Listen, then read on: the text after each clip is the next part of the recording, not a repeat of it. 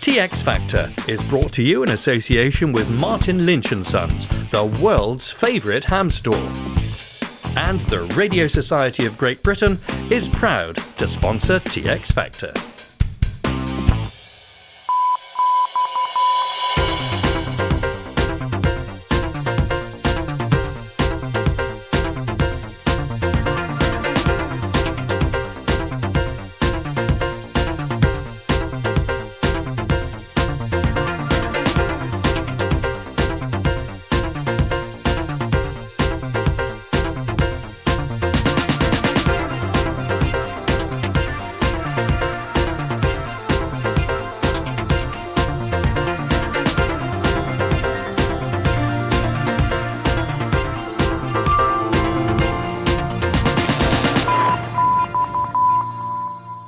Hello and welcome to TX Factor, the only TV show dedicated to all things radio. Now, this fella is a bit of a clue as to where we are today because we're at Gilwell Park. That's the national HQ of the Scouts in the UK, which is a great place for them to camp, to do all the other scouting activities. They've got climbing, all kinds of things, including a permanent amateur radio station here with some truly impressive antennas. And thousands of Scouts from all over the world come through this site and get exposed to amateur radio through the ham radio station here, which is why it's the perfect venue for YOTA 2017, which is what we've come to find out about for this episode of TX Factor. Now, there's just one more thing this bloke needs, I think, to be properly prepared, like all Boy Scouts should be.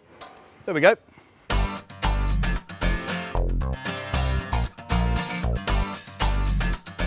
Yes, we promised to do our best and bring you all the action we filmed at YOTA 2017 at Gilwell Park. Plus, Bob gets a big surprise at Goonhilly. And 2 giveaways in our free-to-enter draw. Oh, and a couple of radio bikes. Here's a quick TX Factor brain teaser for you. What the heck has this got to do with amateur radio? Well, obviously, it's part of an antenna rotator. Just a rather big one.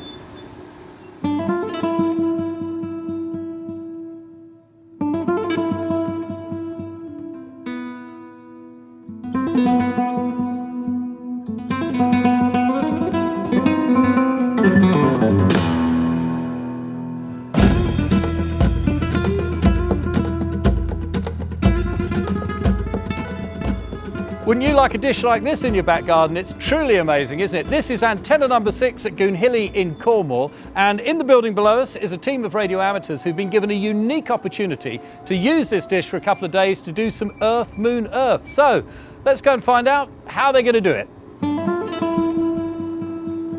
Oh, by the way, you'll see the dish is moving at the moment. That is because they're actually lining it up on the moon now. It moves a bit more slowly than my azimuth elevation rotator at home.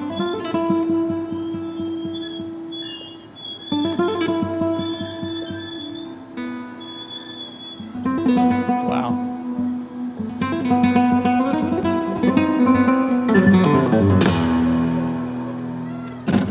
This is a truly amazing antenna. We'd all love to have one like this in our back gardens. Unfortunately, that's not really possible, but I'm with Matt Cosby from Goonhilly to find out a bit more about it. Now, Matt, this is known as antenna number 6, isn't it? But it does have another name as well. It does have another name. It's called Merlin. All the antennas are given Arthurian legend names. The very first one in 1962 was Arthur, Ariel 1, which was used to receive Telstar. The first transatlantic images coming across from the US. And we then started building more and more antennas, and they've all been given then numerical numbers and numerical names, but also given Arthurian legend names as well. So what did this dish used to do? So what it used to do was commercial SATCOM communications, and still does. It's one of our most agile antennas, and we still use it for commercial TT&C for geostationary communications. But going forward, we see a need for commercial exploration. This private enterprise in the US and Europe and Japan are going to be developing private missions to the moon and beyond, maybe asteroids and Mars, and they're going to need communications. So where the spacecraft now in GEO are becoming more complex and more powerful, then the need for large aperture antennas is diminishing, which then frees this up to do commercial deep space. And we're planning on modifying the antenna now to do just that. So in a way it's come full circle, hasn't it, Matt? Because these big dishes here were used in the Apollo program, weren't they? Yes, Arthur was there used to transfer the data from the very first communication satellites that relayed the data to Europe. And hopefully we'll be developing systems that will be going to the moon and using Antenna 6 to actually receive that data. So essentially the opportunity for the radio amateurs to get involved is the fact that you're getting ready to upgrade it or repurpose the dish. We are going to start upgrading the antenna very, very soon, in the next few months. One of the first jobs is to do a profile measurement of the antenna, the dish profile, so we can understand which frequencies we can support going forward. There is a push for higher frequencies to get higher data rates, but we think there's a need for the S-band and the X-band up to 8 gigs. But it gives us an opportunity to also do local measurements of the sun and the moon. And we use a lot of radio amateurs to help us do the profiling because they're very enthusiastic and very passionate and very, very knowledgeable about the subject and helps us get the job done quickly. We have a window of opportunity where we're doing the profile measurements and the upgrade where we can do the EME, Earth communications across the world. And yesterday we set a world record for voice from here to Melbourne in Australia. So that was a great sort of chance to get people involved in that sort of activity. All right, to get this in perspective for us then, Matt, give us the dimensions of this dish. So the diameter is 32 meters, but just to put it into context, we're being interviewed in a 2-story building on which the antenna sits on. So because we're on a hill, on a peninsula, it doesn't look that big, but the structure itself is quite large, and it's all context. And the antenna structure itself is about 400 tons, which it's now moving, tracking a Taurus A at the moment. So what all the radio amateurs want to know is, what is the gain of this antenna?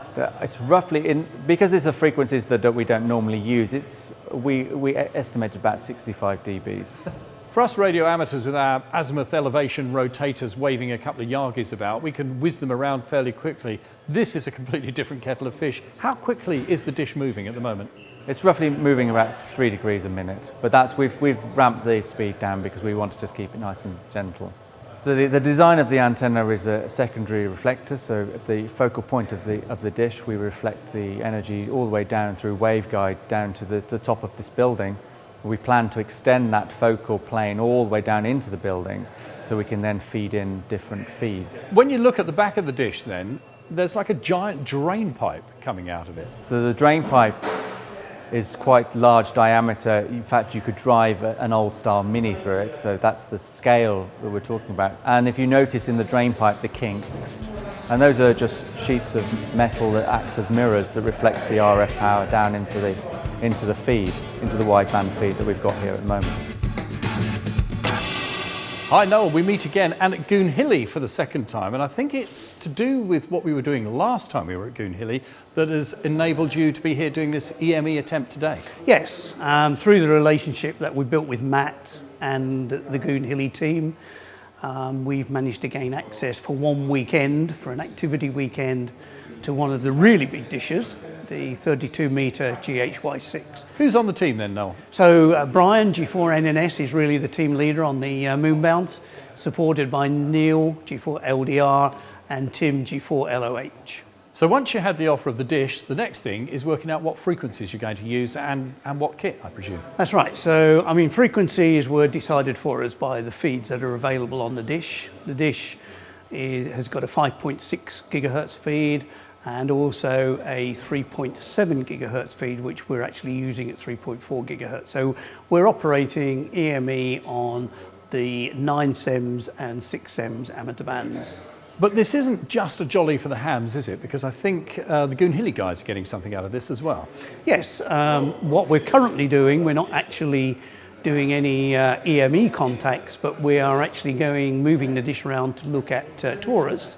We've already measured sun noise off it, and we're seeing in excess of 20 dB of sun noise. And we're now moving the dish around to Taurus, where we will be able to look for the stars and see if we can profile the dish for Pat. So once you've done that, then the dish will move back on the moon, and then we're going to have some EME contacts. Hopefully, yes. We've got a few contacts lined up today. The EME community is well aware of the activity weekend. We've got some contacts lined up, including contact with a 20-metre dish in Germany at Bochum. So that should be a pretty loud signal. You'll be able to do that in FM, wouldn't you? Almost. A lot of the contacts for EME are lined up on the HB9Q logger, which is an internet chat room system which is dedicated to EME. But we've had several people yesterday. I think we worked over 20 stations worldwide yesterday, and some of those were unplanned contacts. Well, a little bird tells me that you did manage a rather interesting contact to the opposite side of the planet. Yesterday morning we started operations when the moon rose to our east, and at that point it was visible in Australia. So we worked VKs down in Melbourne, and we did what we believe was a world record. We did an SSB voice contact with the station in Melbourne. Through the day, as the sun rose, we worked Japan, Russia, Eastern Europe, Europeans, and we closed in the afternoon by working Canada, east coast of the States, and then west coast, San Diego. So a bit different perhaps to the normal EME experience. I think it's just that we're much louder on the moon, yes. So that does just go to prove the old ham radio saying, the bigger the antenna, the better. Yep, if it didn't blow down last winter, it's not big enough. Actually, you can't use that, can you? Why not? Why not? No, that's brilliant. Well, there's luckily, it didn't blow down last winter. Yeah. So the dish is moving round on Taurus at the moment. Neil, you're looking to see the signal peak when the dish is actually pointing at that star, yeah? Yes, that's right. What we're looking at on the screen at the moment is just the signal from the code Sky, and we will see the signal here increase as Taurus comes into view of the antenna. So how far away is Taurus from us then, Neil? At the moment, it's approximately 6,500 light years away. Wow. So in other words, when that signal peaks there, we're going to be looking at a radio signal that left its star 6,500 years ago. Yes, that's correct. It's quite hard to get your head around that, isn't it? It is. So why are you doing this at the moment? Why are you tracking that star? We're tracking the star because the output of the star is a known radio source. So we're trying to, if you like, calibrate or trying to determine the efficiency of the dish and the feed system and all our equipment connected to it to see whether we get anywhere near the level of signal that we expect to get. That's amazing. And it also helps you to make sure that everything is lined up correctly, so when you turn that dish on the moon, that we might get some QSOs. That is correct. And there we are, just about reaching the peak now. Okay, the $20,000 question then, Neil. Are you seeing the level of signal you're expecting to see? No, we're not quite seeing the signal that we should see at 3.4 gigahertz. It's mainly due to the issues with the dish here is not designed to go quite down to the 3.4 gigahertz amateur band. It's designed for a slightly higher frequency. So we're seeing about 3 dB less signal, about half of what we would expect to see with this size of dish. So factoring that in, then you are seeing the signal level you expected now? Yes, we are indeed. I've stepped to one side to talk to Brian because we're looking at the 6 centimetre signal here. That's right, 5.7 gigahertz. The dish is tuned to that frequency rather better, so we should get pretty good results. So are you seeing here the kind of peak signal that you were expecting? I think it's about right, yes, it's about right. There's less radiation on 6 centimetres than on 9 centimetres, and we're seeing an increase of 1.7 dBs above the noise floor, and that's not far short of what we expect. About 2 point something would be if the system was absolutely perfect. That's not bad for a signal that's coming from 6,500 years in our past. Indeed, a very important part of astronomy today is looking back. The further out you can see into the universe, the further back in time you're looking, and you're getting a picture of how the universe was close to its formation after the Big Bang. Now I understand that at 6 centimetres we're within the frequency range of this dish, so your performance is going to be a bit better. Yes, that's right. Everything should be working more or less as expected.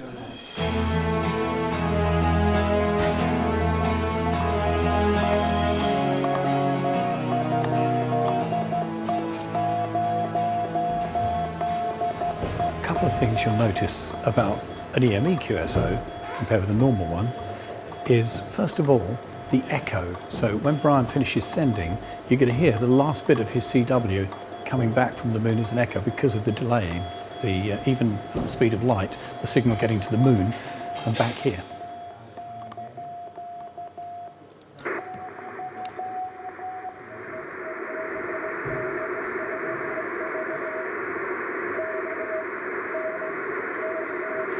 He's so far off his frequency we don't hear our echoes. He's drifting. Just having a look at the log for the last couple of days' operations, and they started yesterday in VK, Victor Kilo 3 November X-ray. What a QSO! And it works its way through the Europeans as the moon moves around, and then they go into South America, and then into North America and the Canadians at the bottom. That's quite an impressive log for Earth, Moon, Earth, I reckon. I've managed to inveigle my way into the operator's position because, after all, you can't be sat under a dish like this with a radio connected to it and the opportunity to bounce your voice off the moon and not do it. Is that okay? Can I just use my own call sign, Brian? Yeah, I'll do. Okay, let's see what happens. I don't think I'm going to cause a pile-up here, but this is quite a moment, actually. Hello, CQ. This is Golf 0 Foxtrot Golf X-ray. Golf 0 Foxtrot Golf X-ray, CQ. G0FGX, listening. G0FGX, listening. Wow, and you have to kind of tune yourself in on your echo, so. Hello, CQ, Golf 0 Foxtrot Golf X-ray. Golf 0 Foxtrot Golf X-ray, calling CQ. Foxtrot Golf X-ray, calling CQ. That is quite a moment, isn't it? That is a moment. I tell you, I've done some interesting... Ah! Somebody's come back to me.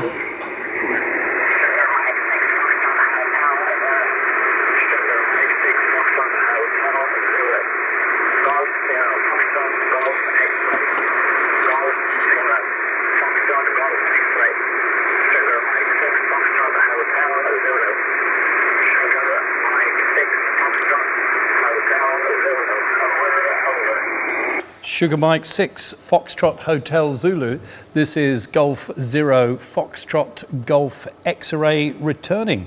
Thank you very much for coming back to the call, and you're about a 5 and 3 with me here, about 5 and 3. An amazing experience for me to have this contact via moon bounce, and the name here is Bob at Goonhilly in Cornwall. This is Golf 0 Foxtrot Golf X-ray. Over, over.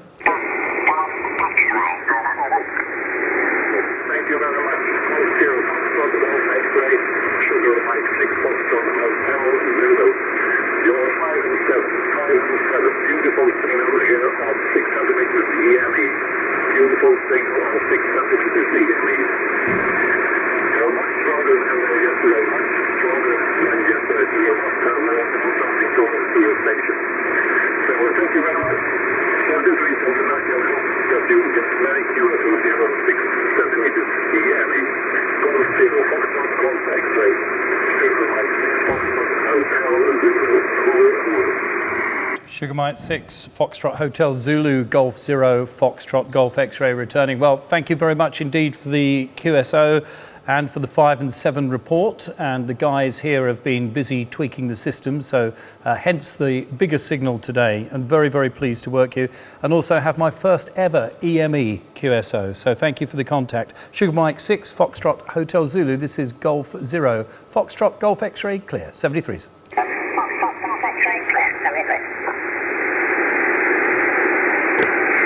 Well,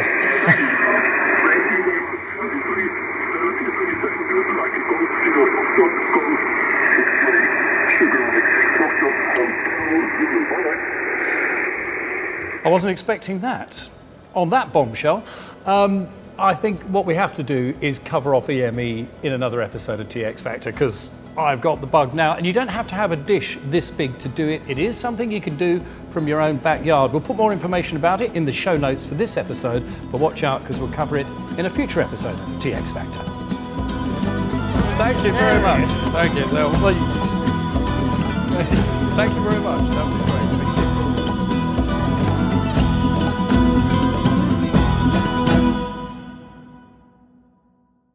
Still to come on TX Factor, YOTA 2017 from Gilwell Park and details of our free-to-enter draw with 2 prizes to be won. And that's coming up next. The Radio Society of Great Britain is proud to be a sponsor of TX Factor. The RSGB has been in existence since 1913 and has always worked to protect, promote and enhance the use, understanding and enjoyment of wireless communication within a constantly developing amateur radio environment. The RSGB's Electromagnetic Compatibility Committee, EMCC, helps members to diagnose RF interference problems and suggest solutions to these problems. VDSL broadband is becoming a major issue by obstructing reception of low-level signals across the HF bands. The EMCC works with international standards bodies to specify limits to minimise effects of EM disturbance on electronic equipment. It also lobbies Ofcom to enforce regulations when problems are found. See the RSGB website for more information on how the Society can work for you. Once again, on TX Factor, we've got a brilliant prize draw that you can enter, and it's totally free to have a bash at winning yourself 2 fantastic prizes, courtesy of our sponsors. First of all, the RSGB have given us a copy of their very latest yearbook. Now, you want to keep that by your operating position, full of useful information. It's got the full call sign listing for the UK, but as well as that, you'll find lots of useful operating information. For example, lists of beacons, the call signs from around the world, digital modes, and all the various aspects of our fascinating hobby, all in one handy book. Now, to bundle in with that, courtesy of Martin Lynch & Sons, we have this. Now, this is the SF018 Plus Shorecom from Midel, and it's a frequency counter which will give you a direct readout of your transmit frequency, but also your CTC/SS tones and your DCS code as well. A really handy piece of kit. So 2 great prizes. You could win them just by going to txfactor.co.uk. You'll find the terms and conditions there and the full details of how to enter. Good luck. At Martin Lynch & Sons, we're very excited about yet another new product. It's the new TYT MD9600 dual band DMR transceiver, the first dual band DMR mobile to be released. The MD9600 uses TDMA digital functionality and provides 50 watts output on 2 meters, 45 watts on 70 sems. It's packed full of features for full digital and analog operation. And remember, all MD9600s supplied by ML&S include code plugs and programming cables. See the dedicated webpage for full details and price. Martin Lynch & Sons, the world's favourite ham store.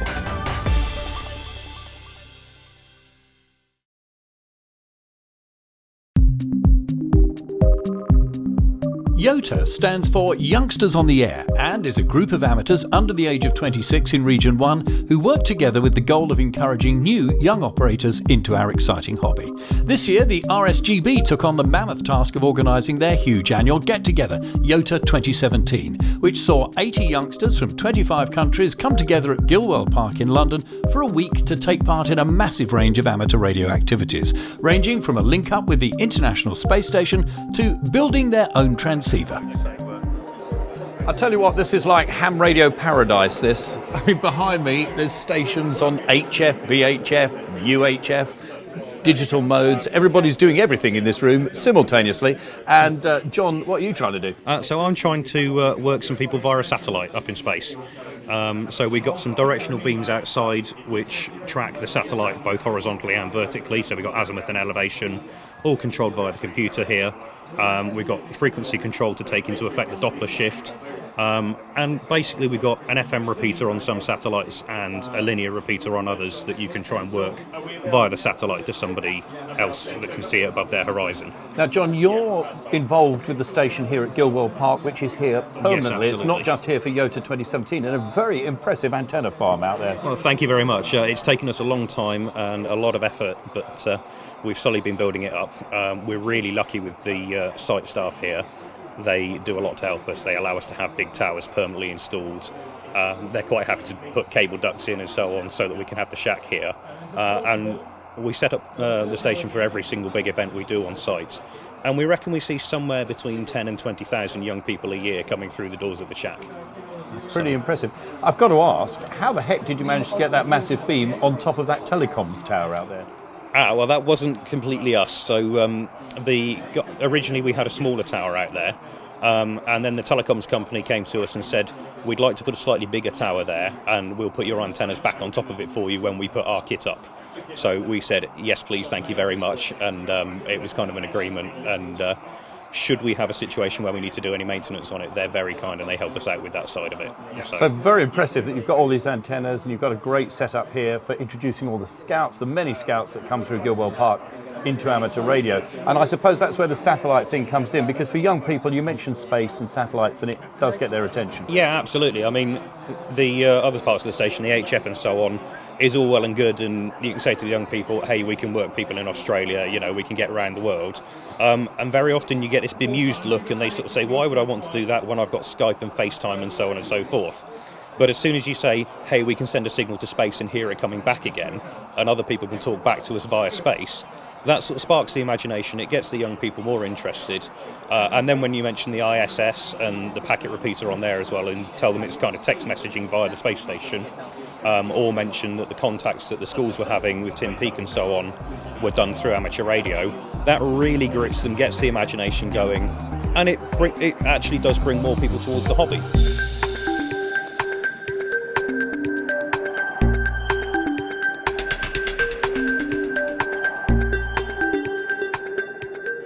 Lauren, what's your involvement with what's going on here in the room? Well, we're doing SOTA activation, so we're doing the SOTA workshop and just helping out, telling people to keep themselves safe when they're out and about. At the moment, they're just starting to build the antennas, and they'll end up using it throughout the week. And they're going to take it to the woods, and we're going to do a SOTA activation. So they'll actually get to use these antennas. And what kind of an antenna is it? What band's it for? I think it's a 17 metre ground plane antenna. Now, you're too young to be a part of YOTA 2017 yourself, aren't you, Lauren? So how comes you're here? Well, me and my dad are both SOTA leaders. And the reason that you're here at 12 years old, helping out all these guys who are older than you at YOTA 2017 is because you've a lot of experience. And viewers of previous TX Factor episodes might remember, when we last saw you, you had a target of summit activations. What was it? 214 Wainwrights in the Lake District. And have you done it? Yeah, I completed it on the 1st of August 2017. Wow, congratulations. So I'm sure your expertise is going to come in very handy for these guys. Yeah, hopefully.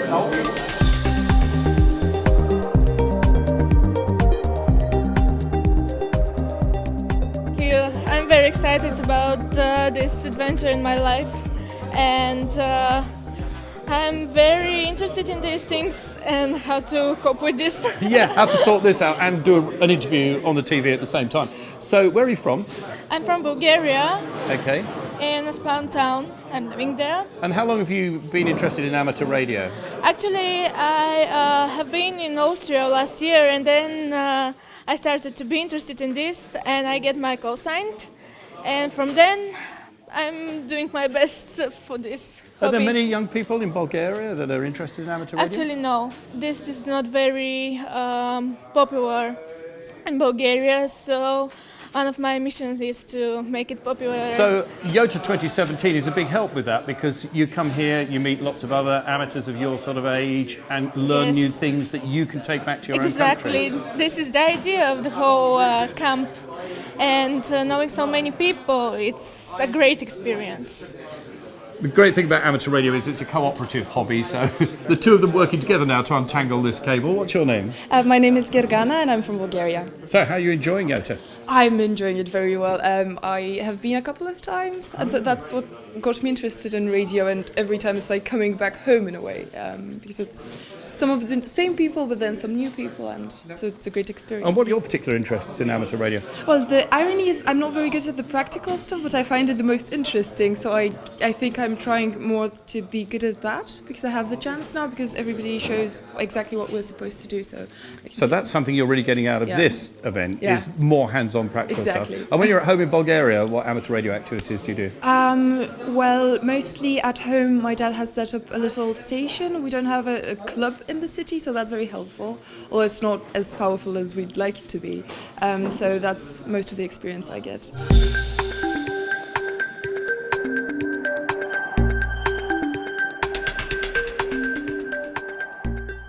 We're in a room now with a lot of interesting equipment laid out on the floor. Some antennas there that are very useful because you always know how long the elements are. So Frank, what's all this for?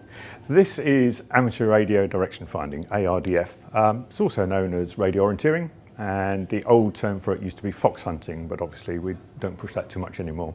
But what we're running this week with the YOTA conference here is we're running 2 courses doing 80 metres and 2 metres for amateur radio direction finding.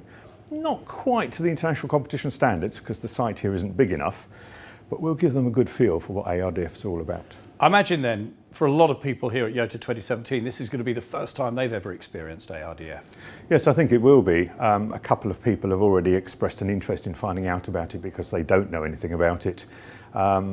Possibly 1 or 2 might have experienced it, but probably not on the scale that we're going to be running this week. So it could be another example of something that the people who've come to YOTA 2017 can actually take back to their own countries. Very much, and we very much hope so. I mean, there's a lot of information on the web. The Basingstoke Radio Club run a very good information system for people that want to set up their own courses. So we're hopeful that there'll be a lot more participants in the future. Mind you, just looking at the kit you've got laid out on the floor here, it does look like you do need to have some specialised equipment to do this.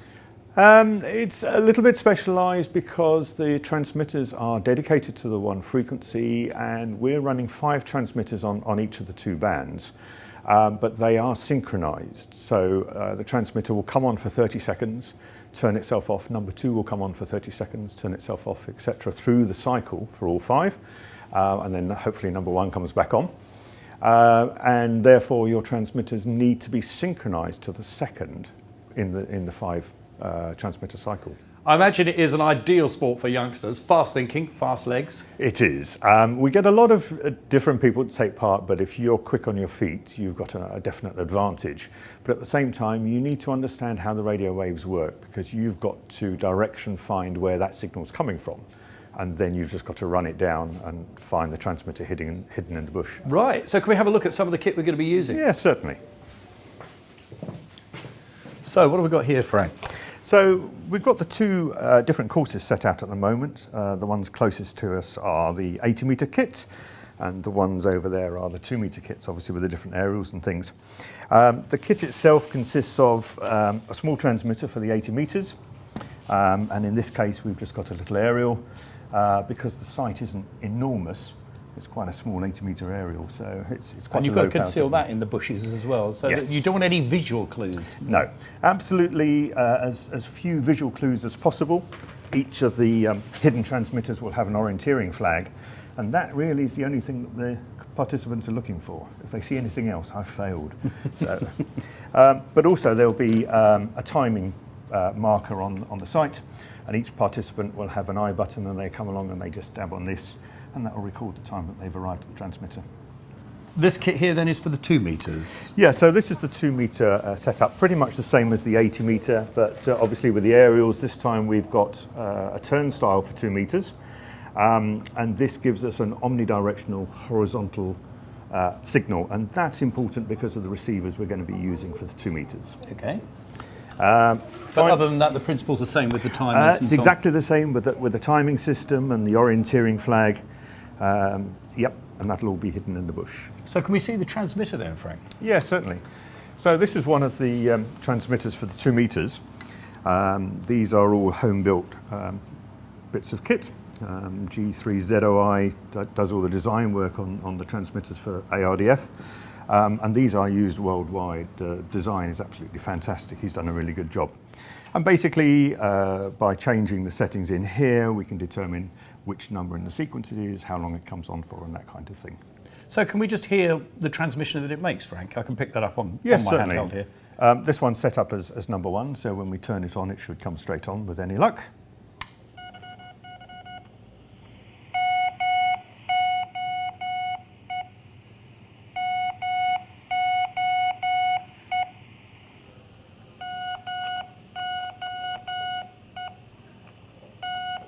And it just carries on doing that? Yes, it does. It'll do it now for 30 seconds before it turns itself off. This is number 1 in the sequence, so it's identifying itself with the letters MO in Morse, and then the letter E, which is 1 dot. Number 2 will come on with the I, so 2 dots. That's the end of the 30 seconds. So you've now got to wait 2 minutes for the cycle to repeat. So that is a bit of a pain when you're tracking it down because you're desperately trying to get your bearings sorted out, and then it stops. Absolutely. In the early part of the game, it's great because you've got 2 minutes to get as much distance as you can. In the final closing part of the game, that's an awfully long time to wait, and you know it's in the next bush somewhere, but you've got to wait for it to come back on. And that's the aim of the game. So the next thing we have to do then, Frank, is go and hide a transmitter. We do. We need to find a convenient bush that it's not going to be too obvious where they're hidden, and give the participants a bit of fun chasing it down. Okay.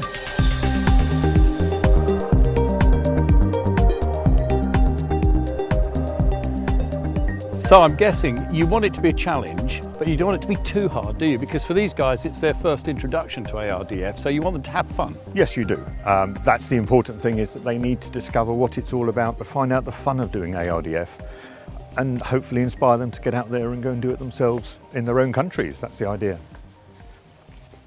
So I had a little scout around earlier to see if there was anywhere suitable around here, and I've identified a bush over there that from this direction should make it quite challenging to actually find the transmitter, but if they then go past it and look back, it should all become clear. So this should be a really good location. Brilliant.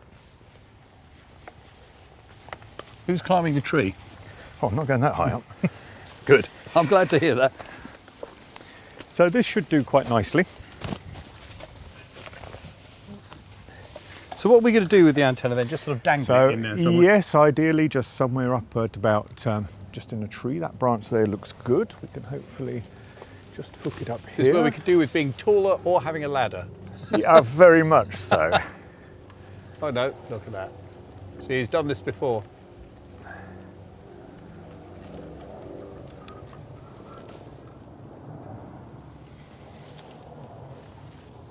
Okay.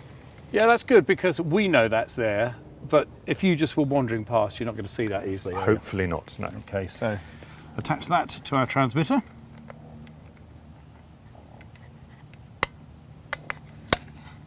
Like that, that's good. So we'll just bury it down here just in this little hollow and just hopefully get it underneath some leaves. Yeah, because you don't want the reflection from the silver box. No. Yeah. That's quite good. That won't be seen now. So where does the time spike go then in relation to this? So the time spike and the orienteering marker will go around this side of the tree so that it's not visible again from the approach. The intention here is to make them come down the field past the transmitter, round this side, and then when they look back they should hopefully see it. We'll find out. We will. So let's plant that. There we go. That's positioned. That's it then, we're all set up. And this is synced up with all your other transmitters? Yes, that's right. The sequence of 5 is set before we leave. That transmitter is now running. All that remains now is to get the participants with their receivers and set them off on the course. Great stuff.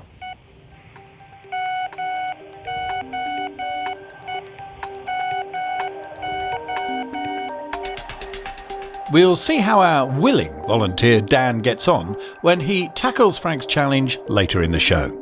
Meanwhile, Pete has tracked down a very important person. So yes, I'm Lisa.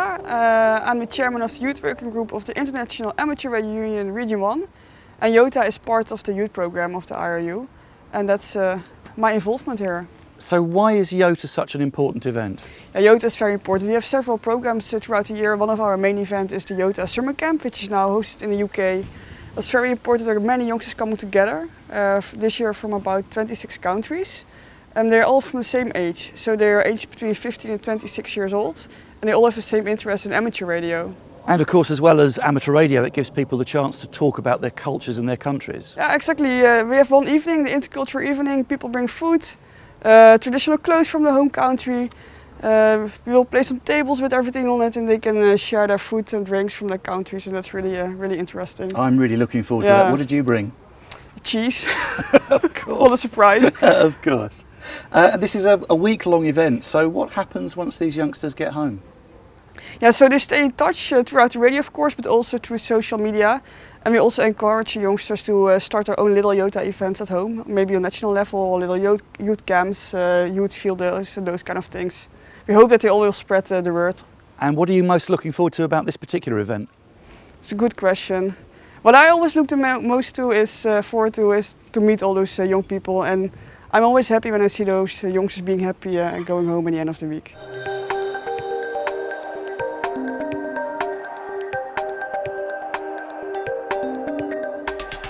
It's been a challenge, but exciting and extremely rewarding.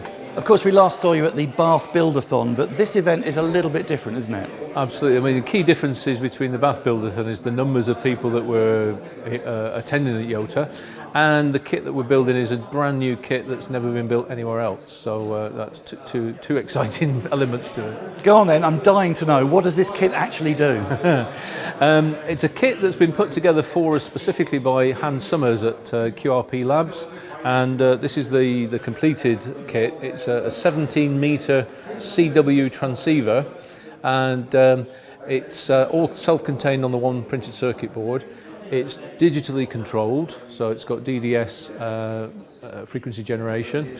It's got a built-in keyer, it's got built-in test equipment, it can do VFOA, VFOB, RIT, it can go into whisper mode. In fact, it's probably easier to say what it doesn't do than what it does do, because the features are absolutely packed in there. The construction manual that Hans has put together runs to 60 pages, and there's another 40 pages on operating it and using it to get the best out of it afterwards. That's a pretty challenging kit to build. How long does it take them to make these? When I put this one together as a test, it took me about 6 hours, and I didn't rush. I took my time to make sure that it was buildable, and about 6 hours was how long it took. Why is it so important that youngsters get into construction at this age? I think amateur radio is such a broad church, if you like. There's lots of different aspects to it, and what we're trying to do at this event is give people experience of various elements of amateur radio. So we've got the operating in the special event station, we've got some antenna building, we've got some solder activation, and we've got some construction. So across that, there's something for everybody, and hopefully some of them will be inspired by that and take it on. And quite a number of them are already experienced constructors, and they're showing us how to do things better. As I walked in, you were busily helping out some of the youngsters over there, coil winding. That looks like a little bit of a challenge. Absolutely. The one component on this, and Hans mentions it in the construction manual, that's the tricky, is a toroid transformer. And it's, I have to say, it's the most complicated thing I've ever wound. But when you do it, it's really a key part to the thing. And if you follow the instructions step by step, it works. And there's one young gentleman over here who's never done anything like this. He said he followed the instructions step by step and got there. So again, credit to Hans's instructions, I think. What you're going to do is you're going to hold it out in front of you, and as you turn it, obviously with the 3-element beam, your signal will get stronger and weaker. So when you're at the strongest, keep going that way. It's only on one frequency, so although we've got a frequency dial, you won't need to touch that. You can just leave it where it is. Tab that on the timing pole that's there, and that'll record the time that you've arrived at that transmitter. And when you've done all 5 and get back, then we'll know how long it's taken you to do all 5. Okay. Well, Dan, did you get all that? I think so. So you're our first volunteer, because of course there's going to be a whole session on this later on when everybody's going to be having a crack. Yep. But you're testing the system out for us, so good luck. Shall I give you an official start? Okay. On your marks, get set, go!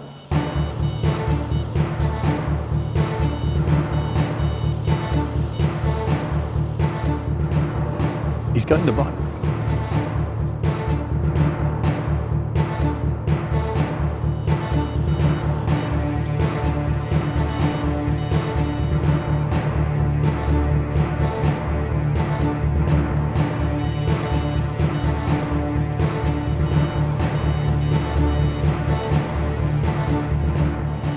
He's very much on the right track, isn't he?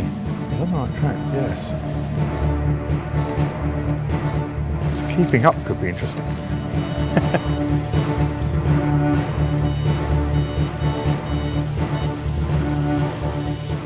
Oh, look at that. Straight in there. Yeah, he's got it. He has. So, what do you reckon then, Frank? How did he do? He did very well. If that's the first time he's done direction finding, that was very, very good.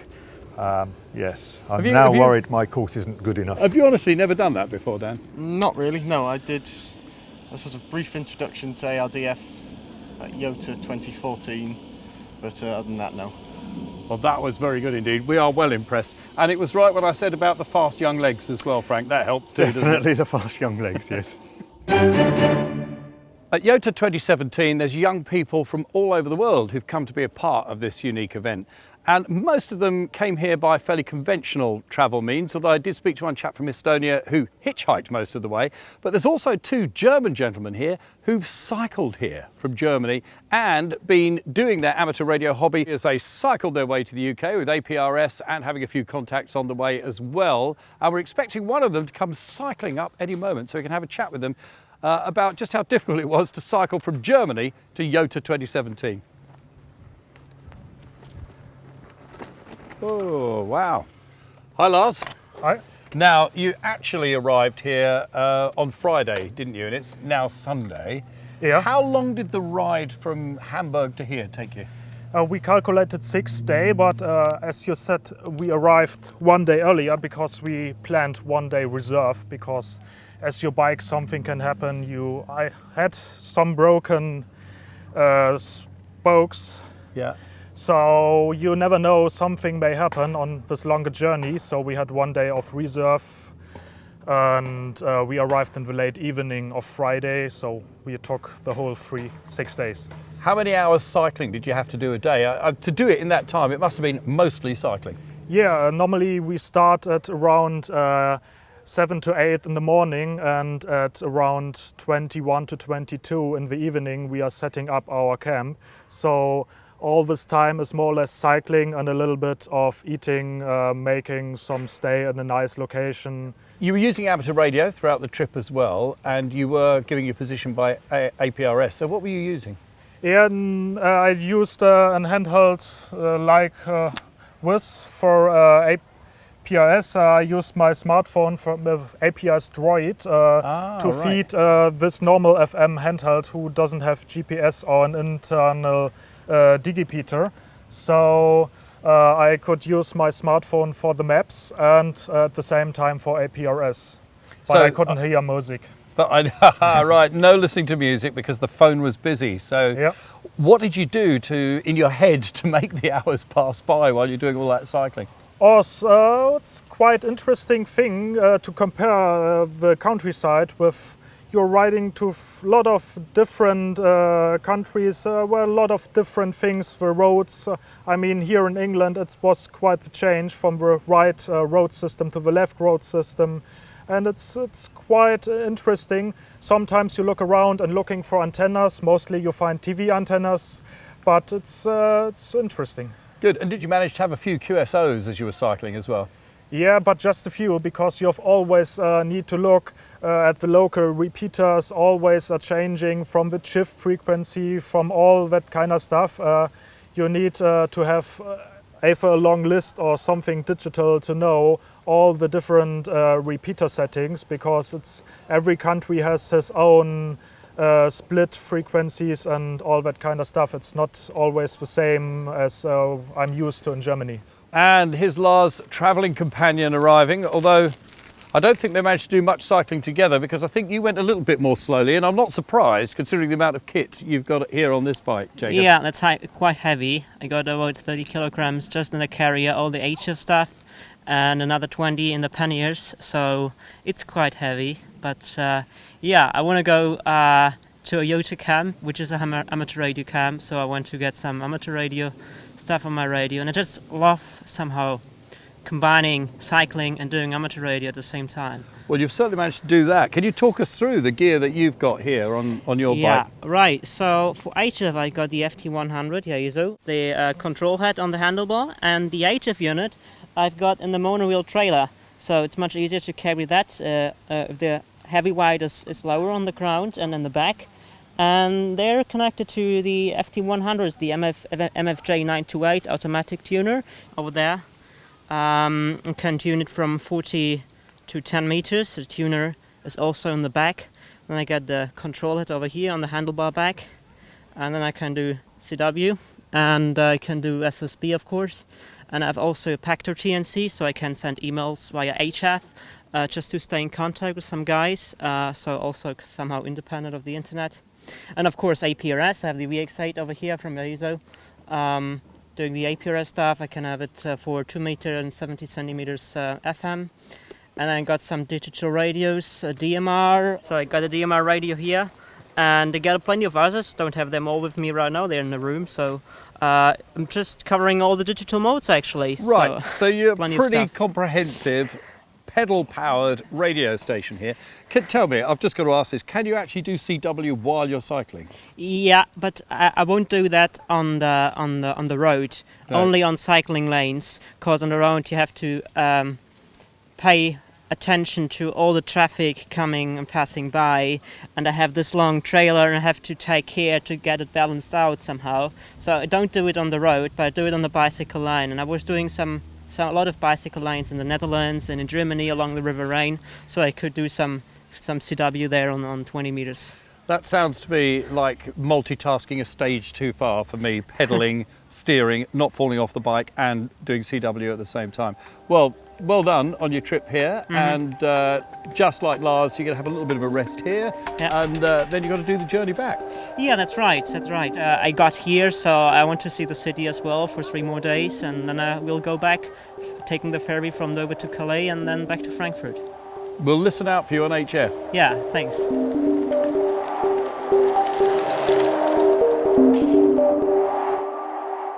We have had an absolutely brilliant day here at Gilwell Park, and we were just here for one day. The rest of those lucky people are going to be here for the whole week. One thing I have discovered here, though, it is a big site, and as we've headed around filming, it's made the old legs ache a bit. So it's quite nice at the end of the day to sit down and relax for a moment or two. And then I thought, hang on a minute, relaxing is for wimps. We found that out from Jacob and from Lars, who we spoke to earlier on. And I thought, well, if they can cycle here from Germany, I can pedal my way back to Cornwall from London.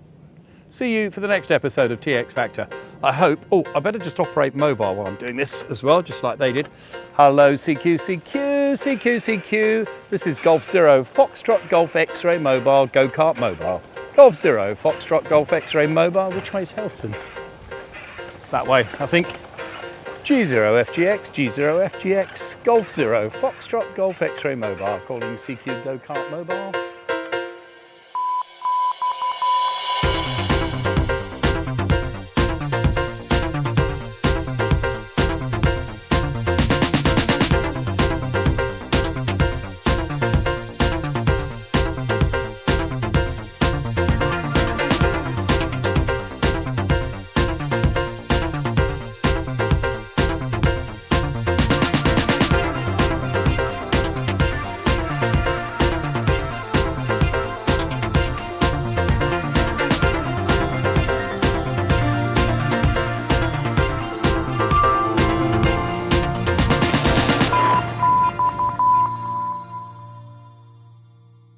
This episode was brought to you in association with Martin Lynch & Sons, the world's favourite ham store, and the Radio Society of Great Britain, proud sponsors of TX Factor.